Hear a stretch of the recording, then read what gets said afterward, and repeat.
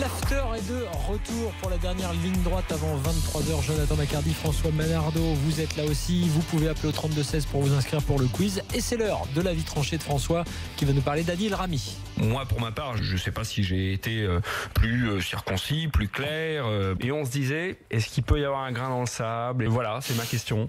J'aime bien. Je préfère presque grain dans le sable maintenant. Ton avis, Adil Rami, oui mais. Oui, mais c'est un petit mais et c'est un grand oui. C'est un avis tranché fin. Adil, il y a deux façons de voir son transfert à l'Olympique de Marseille.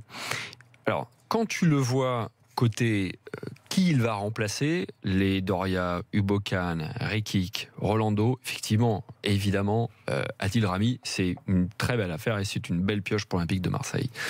Quand tu te projettes sur le Champions Project, là tu dis bon, Adil, c'est bien. Mais est-ce qu'on n'aurait pas été en droit d'attendre, même s'il y a toujours des questions un peu floues sur leur enveloppe, est-ce qu'on n'aurait pas été en droit d'attendre quelque chose d'un petit peu plus clinquant et puis pourquoi pas en qualité d'un peu meilleur?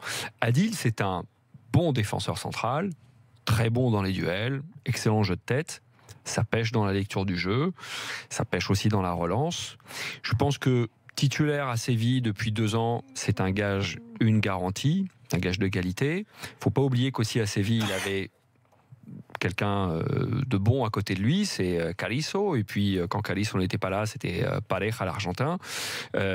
Séville a aussi embauché le Français, l'Anglais, pour pallier à une défection d'un de ses centraux, dont Adil. Et Adil, 31 ans, il a eu beaucoup de pépins ces dernières années qui ne sont pas des pépins d'articulation, c'est des pépins musculaires. Donc on peut légitimement, sans qu'il s'en offense d'ailleurs, je l'embrasse au passage s'il nous écoute, se poser la question de son hygiène de vie. Et regardez, sur la deuxième partie de saison à Séville, il rate quasiment 2 mois parce que des problèmes au mollet.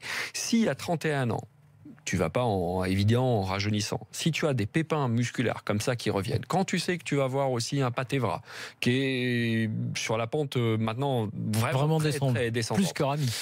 Adil, c'est bien pour l'Olympique de Marseille, mais je pense que c'est bien à une condition, c'est que Marseille, alors en dégraissant les noms qu'on a cités, bon, il y en a un, c'est Rekik, mais il lui ajoute un jeune défenseur central, donc il faut encore aller piocher, je pense, un nouveau défenseur pour l'adjoindre à Rami et que ça fasse une paire entre l'expérience et la jeunesse et le talent. Une dernière chose, ils ont aussi, dans un club qui a beaucoup de tempérament, recruté un joueur qui a beaucoup de tempérament et qui le montrera dans le vestiaire. Et une dernière chose que j'ajoute moi, c'est que tu n'as pas recruté qu'Adil Rami, mais pas Pamela Anderson. Ouais. Pamela, je dis juste alerte au Prado. Ouais. Ça peut être sympa. Moi, je suis d'accord avec toi, François, et j'ai même ajouté 2 petites choses. C'est que certes, c'est mieux que ce qu'il y avait jusqu'à présent. C'est mieux que Roland. Ah ouais, c'est difficile de faire ça, moins bien. Un saut de qualité assez impressionnant. Mais en fait, Rami, le recrutement de Rami, c'est tout ce que j'aime pas et tout ce que je craignais pour cet OM là. C'est du recyclage d'ex, Rudi Garcia. Et surtout, moi, ce que je n'apprécie pas du tout, vous savez que j'ai une petite sensibilité marseillaise, c'est qu'à l'image de Valère Germain, c'est des joueurs qui ont refusé de venir l'année dernière ou il y a 2 ans au club quand le club n'allait pas et qui maintenant vont nous la jouer. On est de la région, on a l'amour du maillot et patati et patata. Je pense que simplement, c'est un recrutement qui arrange un peu tout le monde, mais je me demande quelle va être sa vraie performance sur le terrain. Ça arrange tout le monde parce que Rami, il va prendre un gros salaire. Il vient dans un club qui est quand même pas dégueulasse et qui va lui permettre d'être bien en avant, visible pour la prochaine Coupe du Monde, s'il espère encore accrocher les Bleus. Et puis pour le club, parce qu'à court terme, c'est quand même un investissement où ça va, tu sais que ça va être mieux qu'avant. Mais quand on se demande sur le projet à moyen terme, prendre Rami à cet âge-là, avec les pépins que tu nous as décrits et qui sont tout à fait vrais. Et en plus, avec le côté un peu affectif, ce que je viens de dire, c'est que le mec, il va nous la jouer, amour du maillot, enfant de la région, machin. Mais ça, il a quand même refusé il y a plusieurs fois de venir au club. Non mais ça, c'est la vie, ça. Non, c'est la vie des footeux. Je sais pas, moi j'aime bien Bafé Gomis qui vient l'année dernière quand il y a personne qui vient recruté par Chicolung. Non mais ça n'empêche pas qu'il donnera, comme Valère Germain, j'en suis sûr, le connaissant, tout sur le terrain et que tu auras des gars qui seront à bloc pour l'OM. Rami, c'est un super bon joueur de club. Puis c'est un gars qui n'a jamais été pris en défaut sur son investissement. Puisqu'on a parlé de Lyon et qui recherche un défenseur central, est-ce qu'aujourd'hui, si Lyon, avec Mamana, avait ajouté Rami, là, moi, je dirais, ok, ça se consolide, c'est pas mal. En défaut sur son investissement. Rami, je te rappelle sa fin de carrière à Valence. où il s'est très très mal comporté. Non, mais ce que je veux dire, regarde, à Séville, il s'est fait mettre de côté, il s'est très mal comporté. Et puis son passage à Milan, où son comportement a été mis plusieurs fois à l'amende. Mousse est avec nous, supporter marseillais. Salut Mousse. Oui, bonsoir à vous. Ah, il est bon lui. Bah oui, et d'ailleurs, c'est le Mousse. Bah oui, c'est soir et Mousse. Voilà. Ciao Mousse. Ça va Mousse? Alors, comment allez-vous? Bah ça va. Ouais, bon.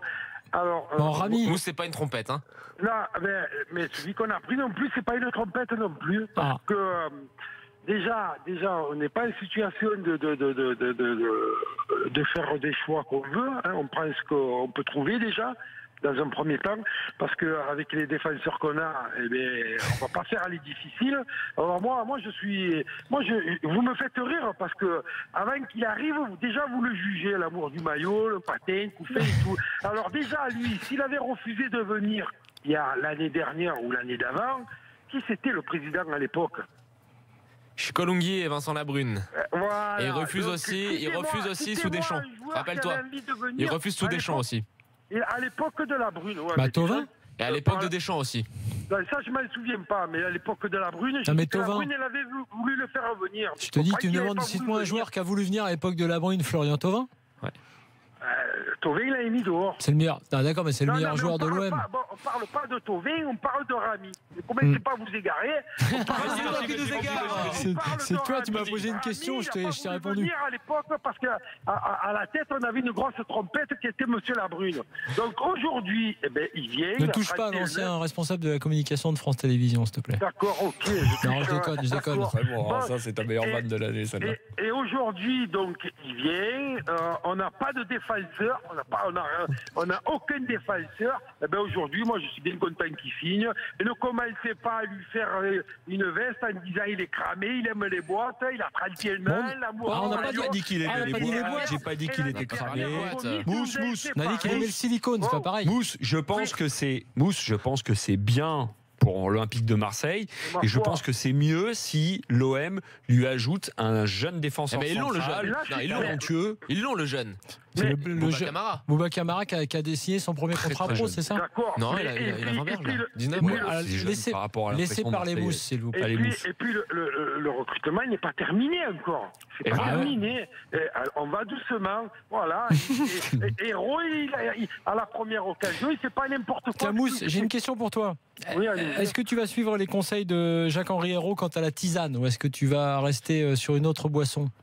Non. Non, je sais pas. Non.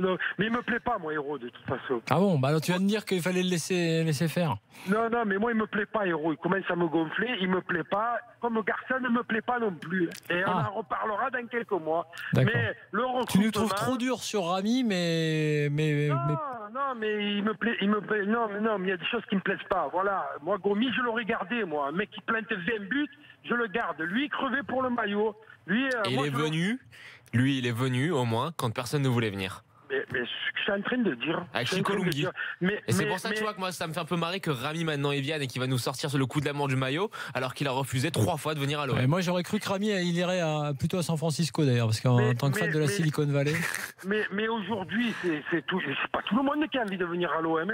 C'est encore compliqué de recruter à l'OM. C'est clair. Alors, on le disait hier soir, oui. On va pas faire les difficiles à l'heure actuelle. Mousse, oui. Tu sais quoi? Ouais. J'ai dans l'idée de te retrouver à nouveau dans l'été, parce qu'on va faire. Je te propose d'être un intervenant récurrent sur Marseille et que tu nous donnes un peu ton ressenti au fur et à mesure, parce que on t'aime beaucoup et du coup. Salut Mousse. Oui, pardon. Attends, une dernière question quand même qui s'impose. Mousse et Luis Gustavo, tu l'aimes pas aussi? Mais bon, le salaire qu'il prend, il me fait peur un peu. Mais si. C'est toi qui le payes, le salaire, Mousse. Mais moi, je prends. On fait pas les difficiles. Tu sais qu'il est pas sourd, Mousse. On a une équipe à bois. On fait pas les difficiles. Et Gustavo, c'est très très bien. Mousse, tu sais quoi? On vient d'inventer une rubrique et ça va s'appeler Soir et Mousse à chaque fois, et on te reprendra pour faire le baromètre de l'OM, puisque tu es un supporter marseillais, tu donnes ton avis. Là, on t'a entendu sur Hérault et sur Garcia, on t'a entendu sur Rami, et on te reprendra comme ça régulièrement pour voir un peu, pour prendre la température du côté de l'OM. Ouais, mais ne me faites pas intervenir quand je suis furassé, parce que des fois je te sais les plots. C'est pas toi qui choisis, c'est nous, c'est nous les boss. Mais non. C'est nous les boss. Ne me prenez pas après un match, par exemple. exemple. Ah non, mais si. On verra un match de préparation, gagner contre une D4 suisse, ça devrait le faire, non? Je le savais même pas, c'est vous qui me l'apprenez à l'instant. Ça m'intéressait pas, ça. Ouais. Allez, Mousse, bonne soirée. Et à bientôt. Ciao. À bientôt. Salut, Mousse. Tiens, très rapidement, je m'en fous pas avant le quiz.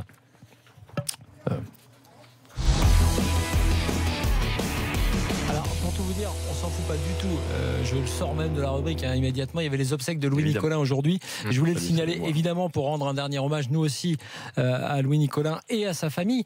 Et pour dire un peu, et c'est quand même pas anodin de dire les gens qui sont venus. Enfin, il y avait beaucoup de monde évidemment, beaucoup d'anonymes, mais il y avait aussi beaucoup de personnalités. Et ça dépassait largement le milieu du foot, puisqu'il y avait l'ancien président de la République, Nicolas Sarkozy. Puis il y avait beaucoup d'acteurs du foot, comme évidemment Roland Courbis, Jean-Michel Aulas. Michel Platini, bien sûr, qui était très très proche, Michel Mézy, le maire de la ville, Philippe Sorel. Le prochain stade de foot, on rappelle, se fera et il portera le nom de Louis Nicolin. C'est ce qu'a confirmé le maire de Montpellier.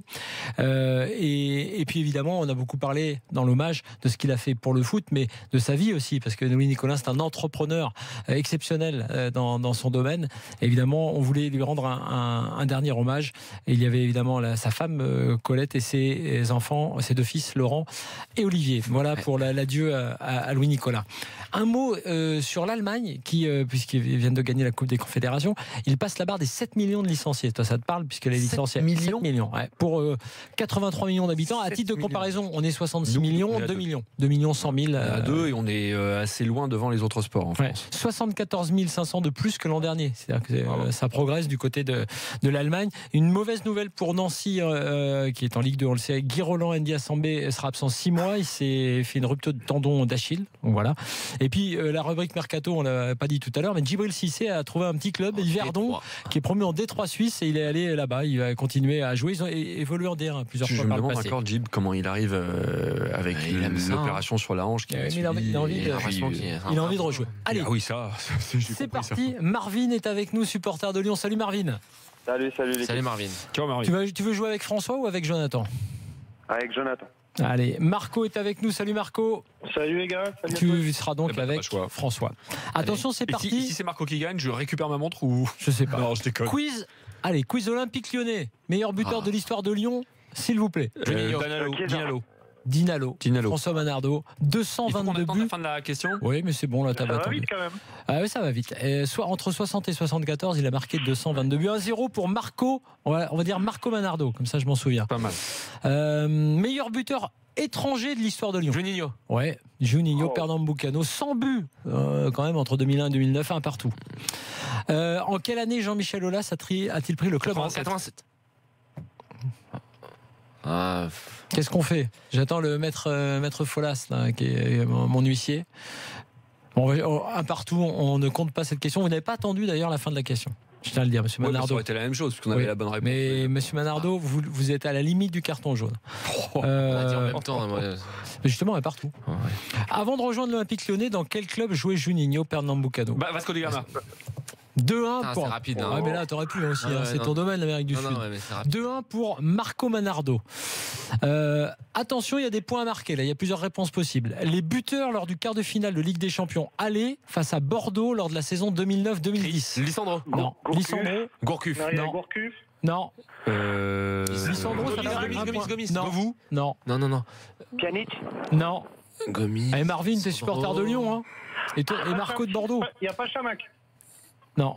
Ah, pour Bordeaux aussi, on peut dire. Attends, mais de quel? À l'aller ou à l'aller? À l'aller, et l'aller, c'était. Delgado. Ah, d'accord. Il y a Chamac pour Bordeaux, effectivement. Okay. Qui a dit Chamac? C'est ce qui me semblait. C'est Marco? Ouais.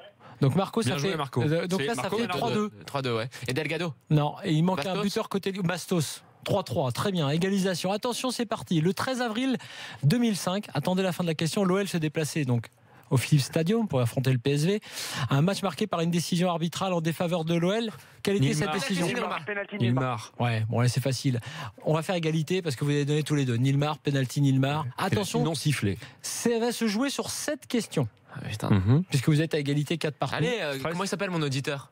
Marvin. Marvin, t'es supporter de Lyon. Marvin Gaye. Ça va trop vite. Non, allez, attention. Dans ce match, toujours le même, Qui était le gardien du PSV? Coupé. Non, Nuno. Gomez. Je l'ai dit, Gomez. Qui a dit? Moi aussi, je l'ai dit. Marco? Je l'ai dit en premier. Gomez, ouais. Qui l'a dit en premier? C'est sûr. Moi, Marvin. C'est Marvin. Quelle preuve? C'est pas grave, on va faire. Moi, j'ai pas entendu de Gomez, apparemment. On va faire une dernière. Non, c'est pas grave, on va faire une dernière. Et il nous sert à quoi là, Maître Folas? Parce que si on le paye, il faut qu'il rende l'argent. Hein. Dernière question, attention, c'est parti. C'est la rapidité qui va. Ouais. On attend. Qui va prévaloir. Tu donnes un top pour qu'on réponde. Je vous donnerai le top, d'accord? Et à fond, chouette. Quel est le nom de la dernière recrue de Lyon? Diaz. Ah non, c'est François. C'est François. Je crois que c'est Mariano Diaz, sauf erreur de ma part. C'est donc Marco qui remporte la montre estampillée FC Séville. On a gagné plusieurs, Marco et moi, et Maître Folas n'a pas été fichu d'arbitrer correctement. Finalement, ça se termine bien. C'est autre chose, c'est un penalty oublié sur l'île. Tu ne critiques pas l'arbitre et on est contre l'arbitrage. Oui, mais on est contre l'arbitrage vidéo, donc on ne reprend aucune décision. Et l'arbitrage vidéo, il est en régie en plus. François, il est pour. Merci Jonathan, merci François. On se retrouve demain, l'after tous les soirs de 21h à 23h. Merci à tous de nous avoir suivis.